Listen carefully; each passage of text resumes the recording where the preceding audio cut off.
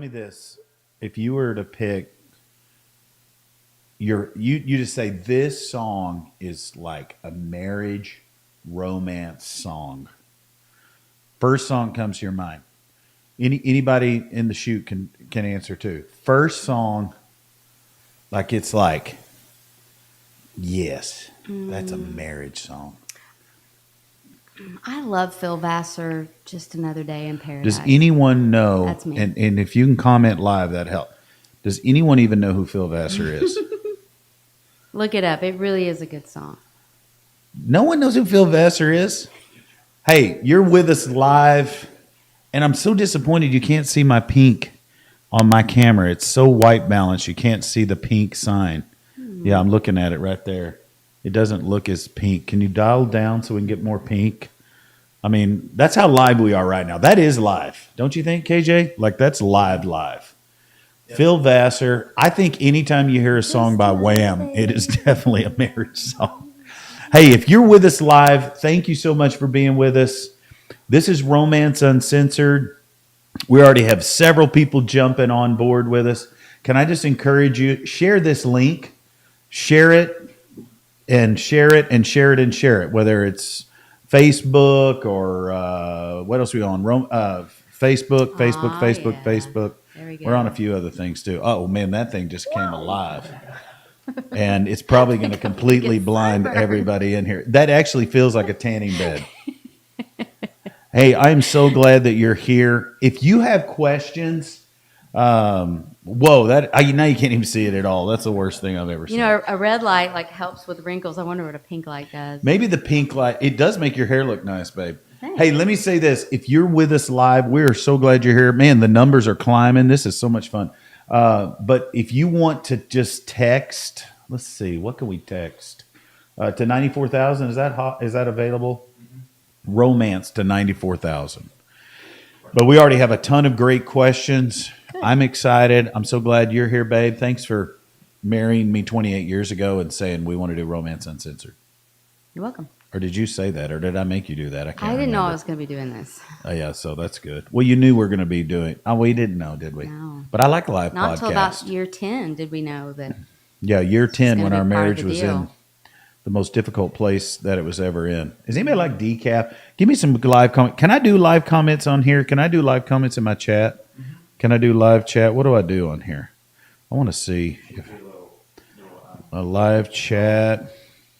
I see live chat. Hey, and I just want to say again, okay, there we are. Yeah, I see it. Please share this. Let people know. You can share the the YouTube link. You can also share the Facebook link, and we're going to jump into a bunch of questions that you've asked. Also, I'm excited about our Romance Uncensored. We did 7 so far this year. They've been fantastic. Mm-hmm. We were with Rodney and Michelle Gage.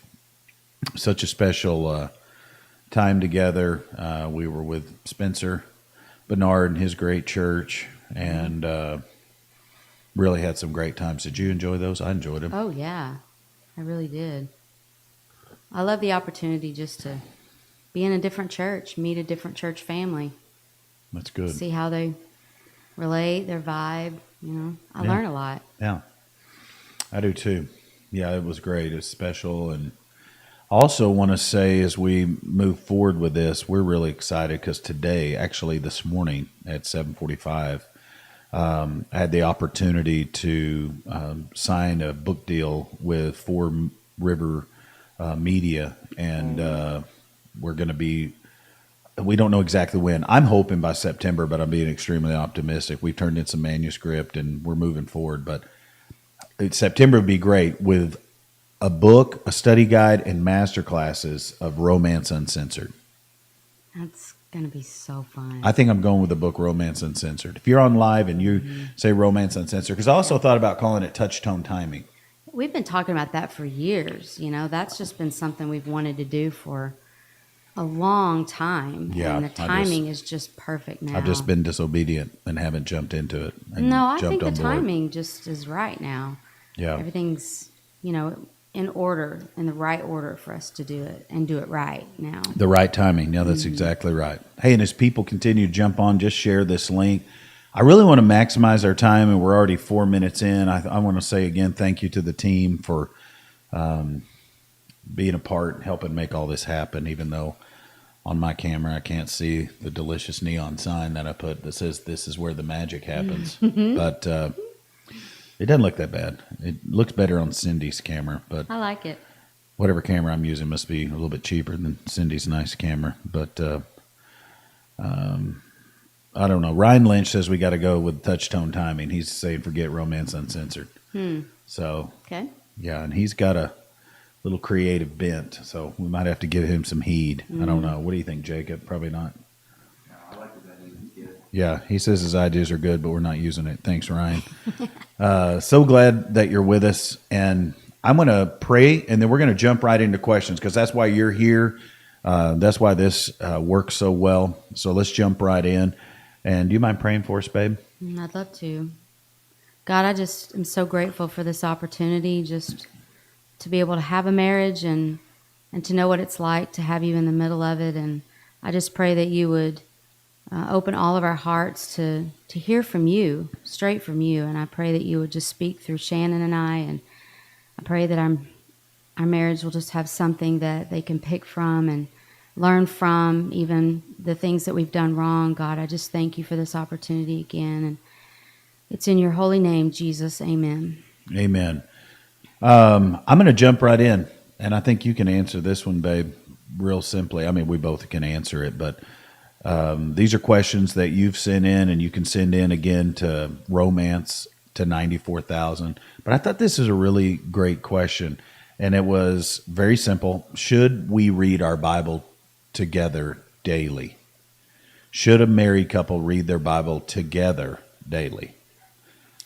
I think it's a great idea. I wouldn't do it together instead of by yourself. I know I personally need that time by myself. So because I get distracted with you and what God's saying to you, and I need to hear from God myself. So, but I think reading it together in addition to that is a great idea. Yeah, I do Because too. I like to hear what God says to you, but Yeah. I need time by myself with Him. Yeah, I think together daily, not necessarily. There's nothing wrong with reading the Bible together, obviously. No.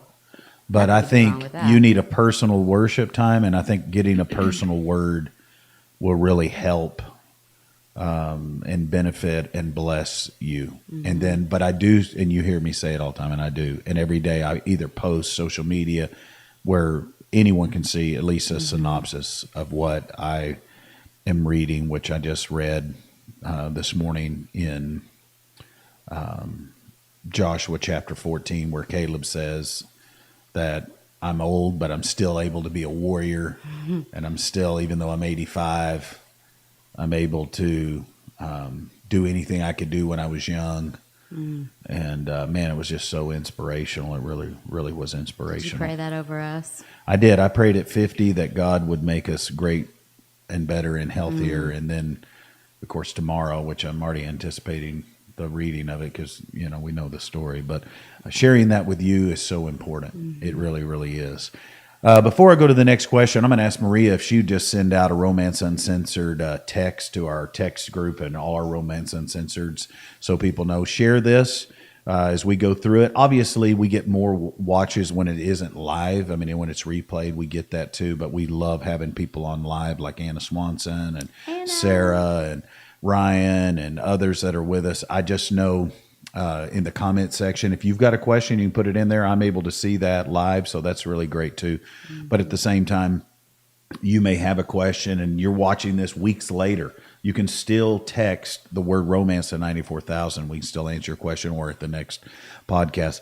I thought this was a really, you know, it sounds like a vague question, but it really isn't. It's this: will you always struggle with the same thing in your marriage? So we're 28 years in. Jacob, how many years are you in? Almost 10. Almost 10. So that's a good question. It is a good question. Will you always struggle with the same thing in your marriage? I think the specifics look different, but I think the general root problem for me is usually the same. Like I'm going to we're going to have a marriage hurdle or conflict because I tend to be self-centered. That's the root. Now it may come out, like in other specific ways that I feel like we've grown through some of those specifics. But that root, I feel like I mean, I would love to one day not have to struggle with being self-centered, but I feel like that's always going to be something that is a natural bent for me that I'm having to fight against. So yeah, you would have some of the same root issues. Yes. Like the issue I deal with mostly is loving Jesus too much. So I mean, I battle that big time. Okay, maybe not. And mine would be pride for sure. And so the root issue, probably for self-centeredness, is the same. I don't know. Maybe I could ask brand new kids. They're on with us right now. Hopefully, no children are on, but maybe it's a leader.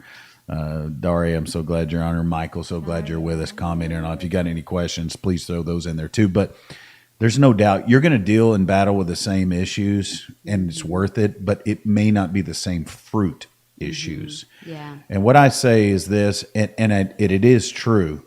If you're battling a solvable problem that you're continuing in a perpetual way, then you're not maturing and growing. So, but I would say, yes, do I have the issue where I'm, you say self-centered, or my natural tendencies to be frustrated or demonstrate, raise my voice.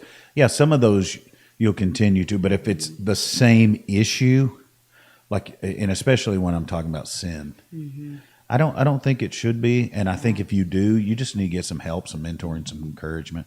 What do you think of that, Jacob? Is that on point? Solid. Pretty close. I mean, do you feel like you and Christina coming on year 10 that you battled the same issue or the same root issue? I would say probably the root issue. Yeah, so mine be pride. But it looks Cindy's is different. self-centeredness. And it looks different as you go through different stages of your marriage. It looked different before we had kids. Then Right. it looked different when we had kids in our home. And now it looks different now that we don't have kids in our home. It looks, it comes out in different ways. And we're always growing through those as we So your live biggest together. response growing through it's what? I would say response, the way you respond. I think that is, light years where it was before for either one of us. I think dealing with it in an immediate fashion, not, holding on to it for hours. Yeah. So there has to be levels of growth. And I think it's important for us to be willing to be honest about those and be able to call them, specifically what they are. Like, I'm self-centered. And I have to be willing to let you challenge me in that.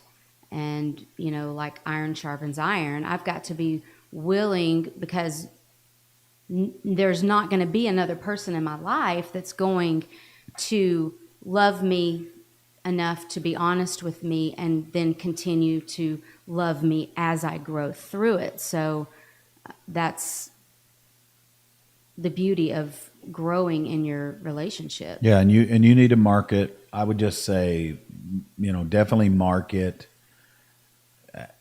Ask yourself, hey, is this perpetual, or is this something that can be solved? And are you going to come back to the issue of some of those main things? No doubt. And I may have taken too long on that.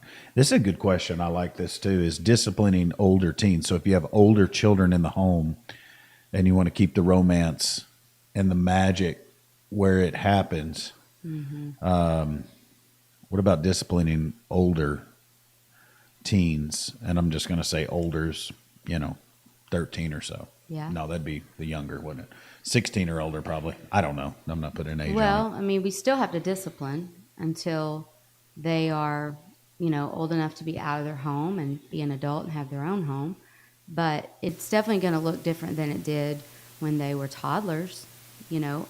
I remember one of our counselors told us as we were walking through an issue with one of our kids at the time that we should be giving more and more trust, and as they get older and start with like pulling back a little bit and giving them more freedoms, because eventually they're going to be graduating from high school or whatever that point is where they're no longer under your house, your authority, and they're on their own and they are responsible for themselves. But it doesn't, like, it can't just happen all at once. We've got to be training them all along. So I think, discipline for All along a being 16 when? Like you're talking about later teens. Well, your high school So what years, was the for first thing sure. we gave, like when you would say older teen, you're loosening the rein to let them grow in adults? What was one thing we did? Well, a big thing was when they started driving. I mean, that changes everything. I'm glad you remember, because I can't remember my kids' names. It's been so long since they've been in the home. So, yeah, has been a while, but- hallelujah. Yes, thank you, Lord. Yeah, I'd say driving. I'd definitely say older teens, the discipline needs to be strong. And then if your teen is in college and they're still living in your home, there's still discipline that has to take place because they're under your roof.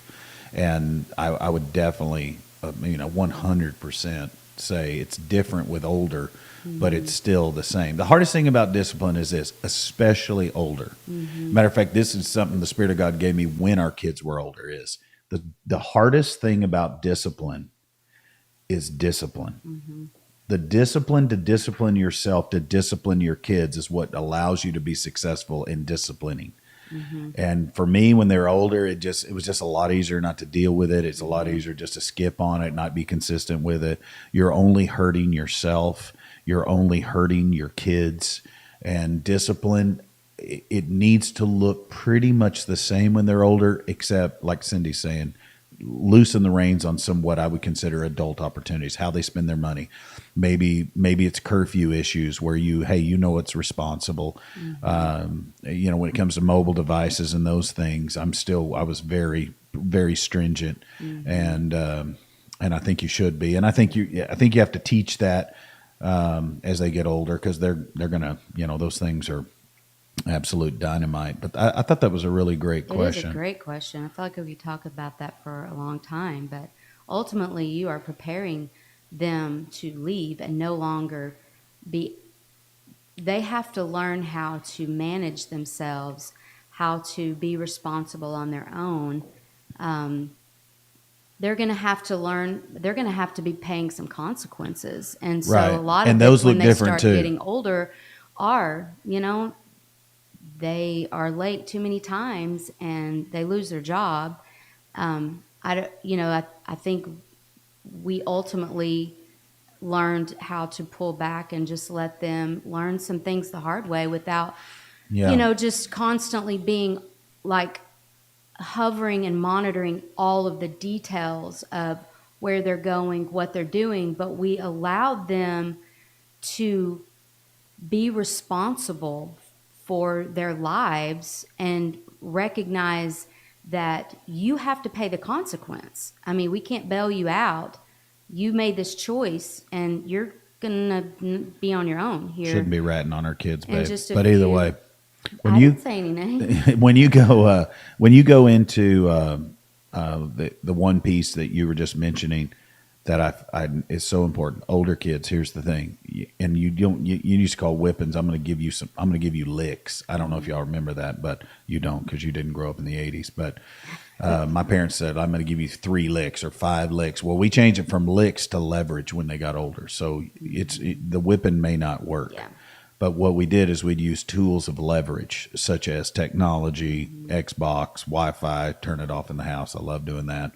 I mean, just shut things off that were leveraged, car keys, so forth and so on. So Losing privileges. yeah, and especially privileges that were a big part of their life. So I know if you're like Joe Angelo here and Chrissy, they've got younger kids, so it looks a little bit different. But discipline older teens, man, I love that. That's a great question. So And I feel like we learned more and more with each one. Thankfully, we had 4, so we I think we got better and better. You know, we probably should have had more so we could ace it. You know? Yeah, yeah. Now we have 2 dogs, so it's gone downhill since then. Let's throw another question out there, and I will say, as we're watching our chat open up and more people attending, and I know that you're going to back this up, but do still take some time to share this valued information. At least what Cindy's saying, we know is really good value. With that, putting your kids to bed. What's a good time to put kids to bed? That varies. It varies on your schedule, age, your time. I mean, I know that there's a time, no matter the kid's age, that your kids need to be in their rooms, and the house needs to be decluttered. The house needs to be free. You and your, spouse needs the house free, not to clean, vacuum, and all that, but just some good. Pick up. I pay the mortgage. I pay the rent. I lease this place. You guys don't go to your rooms. And even when KJ will tell you this, he's sitting right here running a camera, but 9:00 was usually what we did. We're like, and now if they had friends over, we might give them one area of the home that would normally be, we would take over, but the structure's so important. I had someone just the other day talk about the boundaries and structure in marriage and kids, and they were like, and then they translated it to the way I pastor, like, don't you think you should give more freedom and allow there to be more, like, we do things so different. Like, specifically, this person was like, man, what if the Spirit leads and you just feel like you need to sing songs longer, and you're tied to multi-site and all this, that, and the other. Yeah. I said, well, God works in boundaries. In the same way with your kids.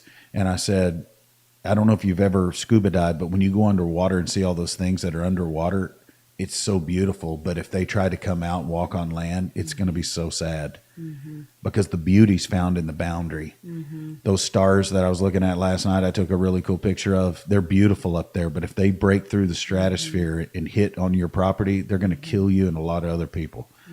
And those boundaries work well, and so find those for those ages, and they crave it. They crave it. You crave it. Your marriage craves it. Very young age, the kids that have very clear guidelines and structure are usually the most well-adjusted kids, because they know there's no option. They learn how to govern themselves, how to learn right and wrong through you giving them structure as the adult, and a child that doesn't know how to create those boundaries.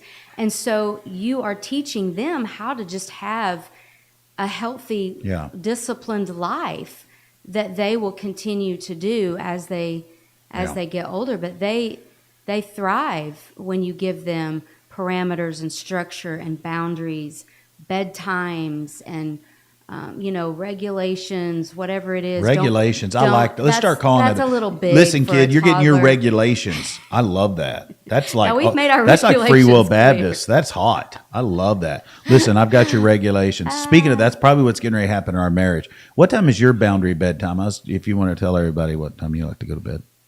Oh, well, it depends. I don't know, man. As I get older, I like going to bed earlier. Cindy likes to go to bed at 9 and wake up at 9. That's a good, strong 12 hours. But I don't, everyone. I don't. She doesn't. She gets up at 8:59. I mean, would I like to? Yes. I would love to get 12 hours sleep. Oh, I would love it. But that's not practical. It's not practical, but it's very regular. That's a good regulation. I just love my room. I love my bed. I just love everything about it. Yes, me too. I can't wait to get there. At the end of the day, it's like the finish line. Oh, yeah. Yes. That's exactly what I say. I usually say, this is where the magic happens. Finish line. This is where the magic happens. Regulations. That's nice. That's nice. Regulations. Let's don't go with that. Okay, let's go to another question. I'm rambling, and I know you're shocked by that. Let's see. I don't know. I have a question on here. I'm just going to say it because I'm not sure Joe's asking it, but I'm going to go with it. What's the best way to fight as a married couple? Now, you're going to, if you want to use the word argue or go over your regulations, whatever word you want to use there. I like Joe's question. That's a really great question. Well, you know the answer we always say is what? When you fight. Fight fair. Fight fair and don't what? waste an argument. Don't waste a fight. Yeah, it's such a great opportunity to We do better at that than we ever have.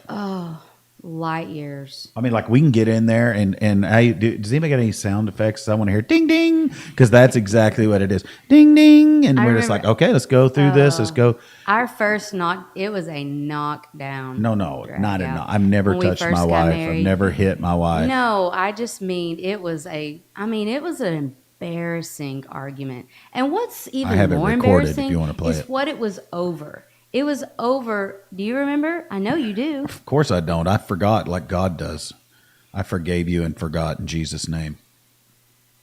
Thanks. It was over a ping pong game. Well, I wasn't going to go into that, but let's go into it because I won and it was amazing. And Shannon's a good loser. He is a horrible winner. He just rubs it in your face. I don't even know what that He's means. brutal, and I did not. Brutal. think That about is regulations It was and brutal. bad. You can't use those in a marriage live that one. podcast. Yeah, that one was perfect. Oh, okay, brutal. Well, here's what happened. But we've come a long We way. bought our first home. We go to this senior adult club that has this nice swimming pool because we're living in Florida. And I go in, and Cindy, because of college days, thought she owned the student union ping pong table. Well, she meets little boy who hadn't gone to college yet.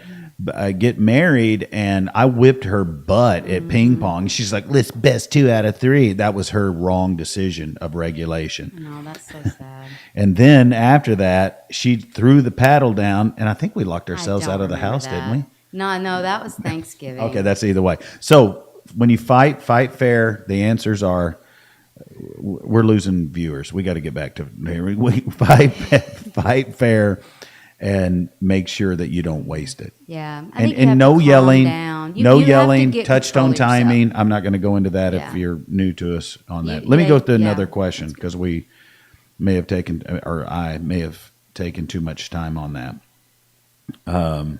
Really great question. How often should you have sex? Now, this is obvious for a married couple. How often should you be sexually active, have sex? And I just say this is the easy answer, and that is no should be not very often. Right. It should be the exception to the rule. And just like I've said in other areas, I think it's easy for me to answer. I think, Cindy, you would answer that the same way. Yeah. But I think what happens is, and I want myself to understand this, especially as a empty nester. There's rhythm. There's rhythm just like in every other area, calendar, events. But as you stay focused spiritually, you stay connected intimately. And I mean, if the question was, I think, a little bit tinted in the direction of, we're not having it as often as we should. But I think would no. assume that. Yeah, I would say, I mean,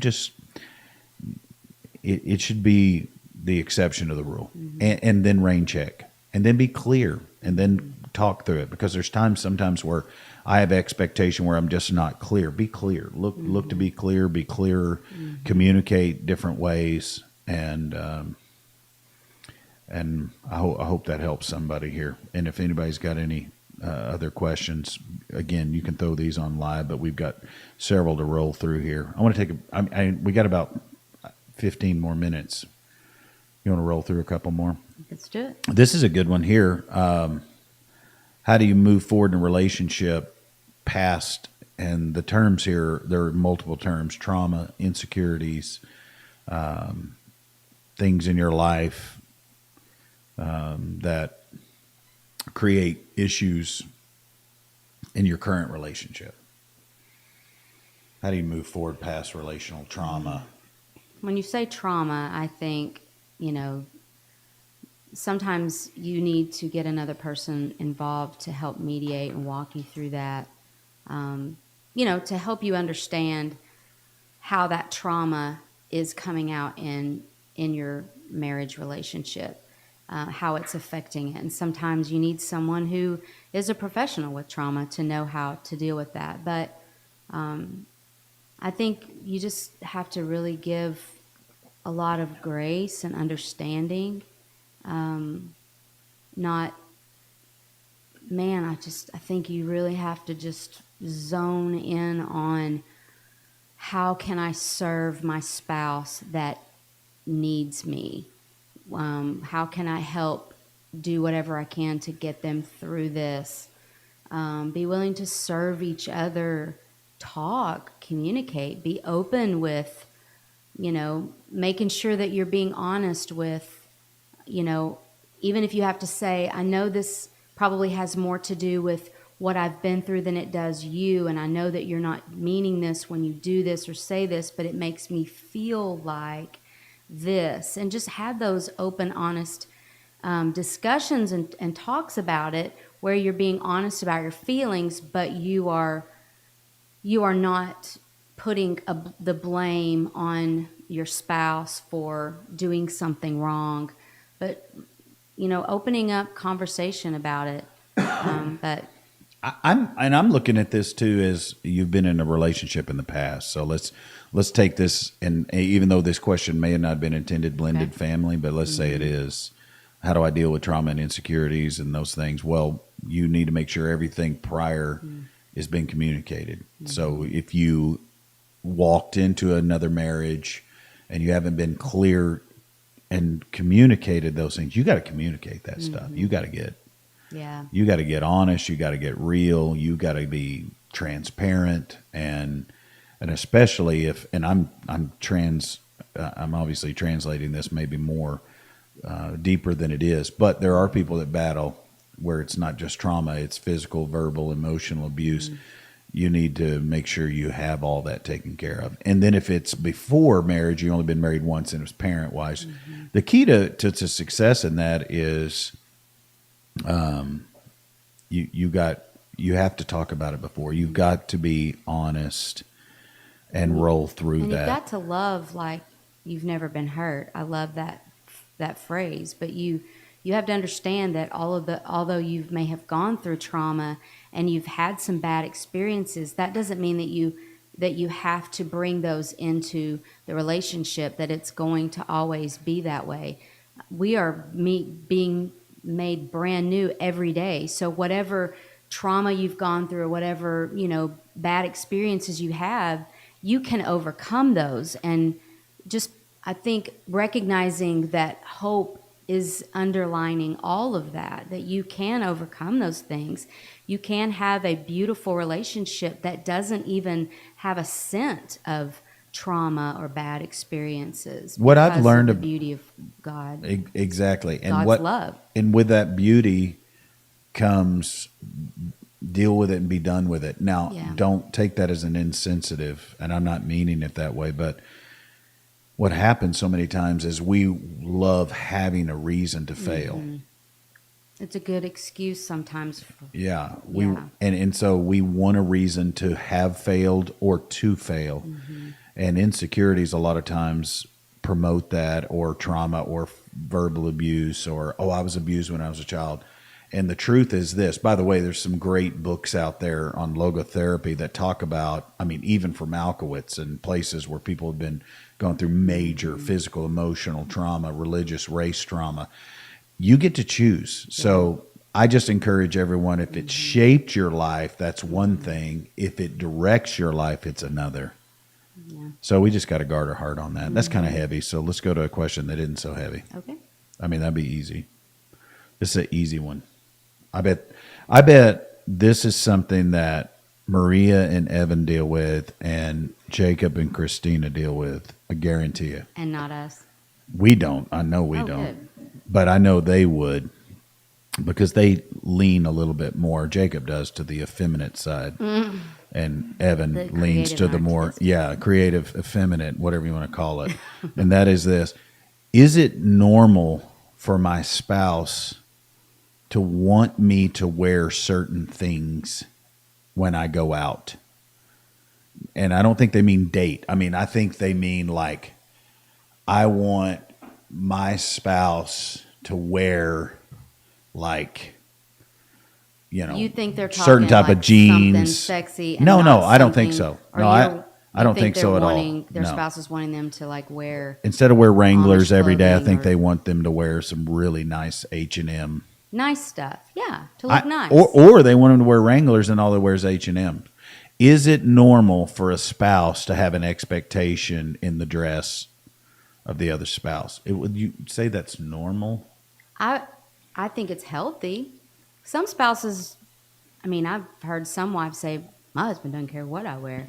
He doesn't even notice what I wear. Oh, that's bad. But if they do, I like and your they green sweater. they have an opinion, that means that that's something that they personally enjoy and they like for you to look nice. What about telling your They're husband proud of you. you They wear want a to show certain? you off. You know? What if your wife says a lot that you wear the same thing too much?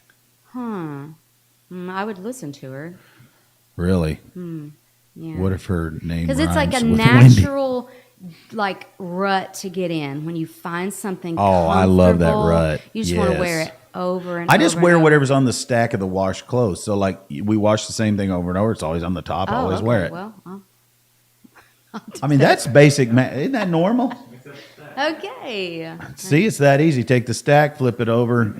Then I'll Yeah, wear the that- same thing that you wash every We've week. not seen It's the the same bottom four of shirt. your Doo, stack doo, in doo, a doo. long I actually went to the time. bottom of the stack and found some skinny red tight pants, and I'm like, I am wearing those Sunday. Amen. Those cranberry Yes, pants. Lord. Huh? Your cranberry pants. No, they were red. They were gym pants, and they. Oh my! Where in the I world I remember ever wore those. those? Forgive me, Lord Jesus. Yeah, but I think it's great for us to want to please our spouse and look nice for them. Yeah. I'm proud of you. And so I think you're handsome. And I love when you wear Clothes clothes that help that. that accentuate the fact that I'm sharp. I am handsome and I look nice and I like to take care of myself. Yeah. I think that's Like buying me a Michael Kors shirt every once in a while. Yeah. Help me look better. Yeah. You like Michael Kors, Will? Yeah. Anybody else like it? I You mean, can the add it in alternative comments is, here. which is really sad, is when you see couples that are getting a divorce and all of a sudden they start caring and they start losing weight, they start getting in shape and For the wrong person. tanning and wearing nice clothes. Yeah, You're I like when you why tan. all of a That's sudden? fine. Like, why didn't you do that when you were married? Your But spouse deserves the best. What if your I think. spouse always wears the same thing, just joggers and a brand new church hoodie? Yeah. I think we just There need may to be get out of a there rut. may or may not be a comment live here. I don't know. Hey, if your spouse is good with it, That may be the Fine. problem is the spouse isn't. okay. But I'm like Ryan, a good pair of joggers, man. You just can't go wrong. That's true. But You you can't go You wrong. can have several pair that look nice. You don't have to just wear the same. Yeah, maybe I need to ask our friend from Russia who's on right now, Daria.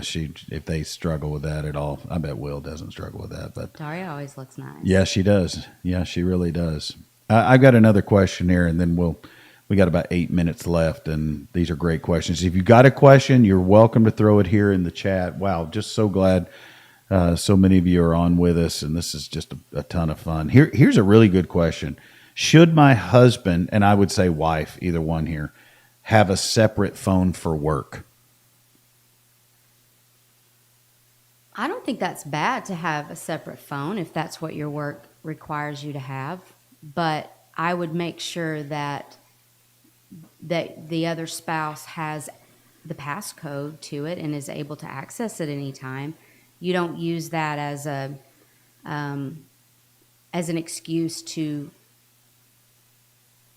be private with your phone and never let them see it, because then I think that could cause a big loophole for you, or a trap for you, a snare, if you think my spouse is never going to look at this phone, so I don't have to worry about it. I just think you need to have an open spirit about it, that you're willing to Yeah. share.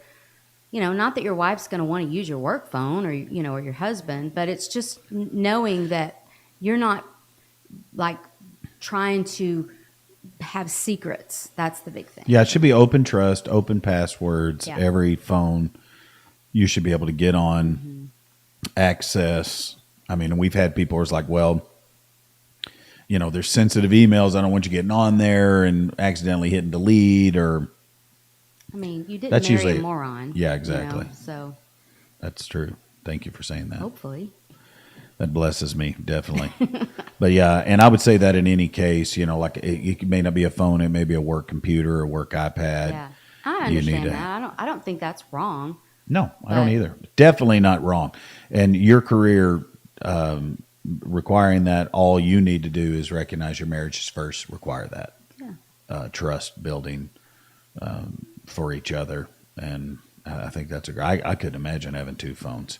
I told someone the other day they were battling this issue, and Jacob probably could answer this better than I can. But I do know now they have a split call option on a singular phone where you can line up a business line as well as your on the same as your regular mobile. I'm not sure it's on Droid products, probably not, but I know it is available on Apple phones. Yeah. Yeah. Yeah, it's an app with its own phone line. It allows you to succeed and have one phone, and I'm sure if it's approved by your business or whatever, it would help you. One last question, and then we'll our 45 minutes will be up. But I do just want to say again, so grateful for so many participating with us live. I know there'll be hundreds of views. I think we're almost 800 views of our last podcast, which for us is amazing. It's great, fantastic. That's via YouTube at least. So we also have the video of this on Spotify, and we're going to upload them, Romance Uncensored, upload them to iTunes as well, and we'll let you know when those are up. So that'll be a lot of fun. But we're really excited about our Romance Uncensored project. And I mean, to say it'd be out in September is definitely plausible. Closer to Christmas is more probable, but we'll definitely keep you updated on this. This is one more. I mean, there's a couple more, but I think this is a great question, and it is: how young is too young? There's some singles on here. How young is too young to get married? That is a good question. I mean, this is one of the first questions that came into me, like when we advertised this several days Really? ago. How young is too young? I think it's got to be measured by maturity level and not a certain age. Parental blessing. Parental blessing. How do your parents feel about it? Do they think you're too young? Then yes, you're too young. Are you able to financially take care of yourself? Are you able to provide a home? Those are things you have to look at. So how young is too young? My answer to this always is, it's obviously all those things, but I believe the better question is how old is too old? And we have stretched out the improbability of being able to be married according to God's plan because we're getting married at 30 years old, 28 years old. Okay, when I get done with my undergrad, no, when I get done with my grad, no, when I'm done with my There's PhD. no way to have it all lined up perfectly. Well, and two, most people, if you want a great marriage, it's got to be built on, number one, Jesus. Number two, purity and trust. If you're living a life where you're constantly living in sin, especially sexually, and you're in your 20s or even late 20s, and you're like, oh, well, we've got to do this, that, or the other. You're basically saying, I am idolizing my career. I'm idolizing money. I'm idolizing the fact that my parents don't want me to. I mean, even that. Now, you want your parental blessing, no doubt about it, but sometimes parents just need to know. They just need to know where you're at. And I would say that when you get in your early 20s, if you've been dating for a while, like I have friends, that I know, and their kids have been dating since they were 16. Now they're 26. There's no way they're staying morally pure. So you're building your whole relationship on fornication or continual sin. Paul says it this way: get married and don't burn. Not burn in hell, but that could be true too. Well, but there's something so beautiful don't about burn growing, sexually, passionately. Yes, about growing up together. Growing together as you're married. I tell people this all the time. I was the best student when I was married. I made the best grades I ever made. That's when I started my undergrad and seminary, was when we were part of the largest ministry I had been a part of, student ministry-wise.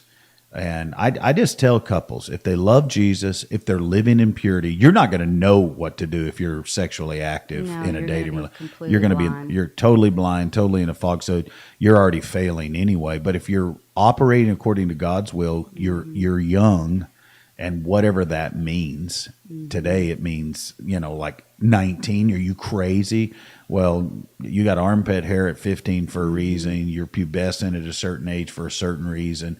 America stretched out education process so we could make more money in a dual income home. And next thing you know, we're hoping and just praying that our kids will be pure and virgins when they're 24. Well, I've got news for you. Yeah. That's hard as hell. And so I just encourage young couples that have been together. They're they're intent. They've got a plan. They're vocationally focused or educationally focused with vocation plan.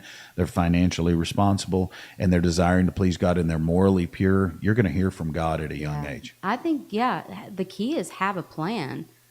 I mean, if you're dating a guy for years and he's just not like locking into a date, after a long, long period of time, and he's not locking into a date because he's locking into your draws. Well, yeah. Why would he need? Let's to just get married? honest. He has everything he wants. Exactly. So they're just keep kicking the tires.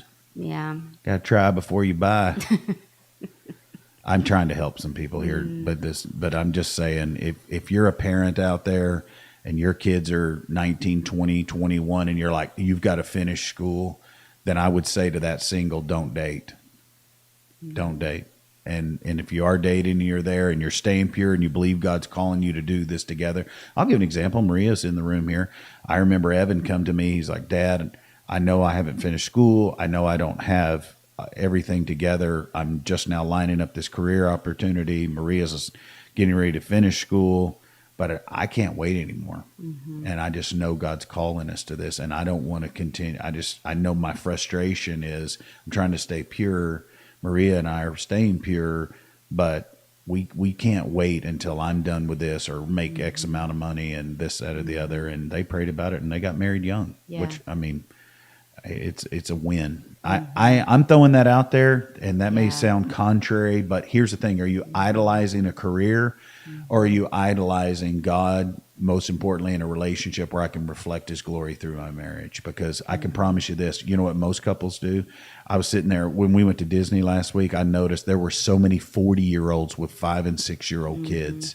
And I thought to myself, I'm like, what in the world did they? Well, all they did is they played house till they were 35. And then they're going to wonder why they're struggling with pornography or battling trust issues. And most couples have more sex prior to being married than they ever do after being married, even if it's for decades. Crazy. There may be a small number that just simply have not found the right person yet. And I know that happens. That's a real situation. But if you've been dating the same person for years and years and years, and you're walking with Christ, you don't know yet. I mean, I don't understand why you would date for years anyway, unless that is part of a specific plan that you have worked out together, and you have a goal, and you have really strict parameters that you're setting on yourself. But I would really try to dial that in to like a smaller amount of time that's doable, that's not going to absolutely kill your relationship. Yeah. This is always so much fun. I absolutely love this, babe. And we just got to our highest level of live watchers. So I just encourage you, if you're with us, spend a minute or two, share this. People can jump on and watch it. We answer some really great questions. Maybe Jacob, on our tags, if we could just put maybe some of those major questions, so people kind of know what they're grabbing hold of. Romance Uncensored, talking parents, talking how young, that kind of stuff, tag it in there. Trauma, how often should you have sex? Those things, we talked about those. I hope you'll share these with your friends. I know I'm grateful for this opportunity. Hopefully in a couple of weeks, you'll hear we're going to do more of these, and we cannot wait to continue to answer your questions. And we might just do a session. I really want to have, like we saw Joe and Chrissy, I'd love to do an interview with them. That would be so Rodney and fun. Michelle, Anthony, it'd be great with the Mileses and Chrissy. It'd be fun. And we'll definitely do that in the future as well. That. I love it. Thank you guys so much for being on with us for Romance Uncensored live podcast. Thank you, team, as well. We'll see you next time.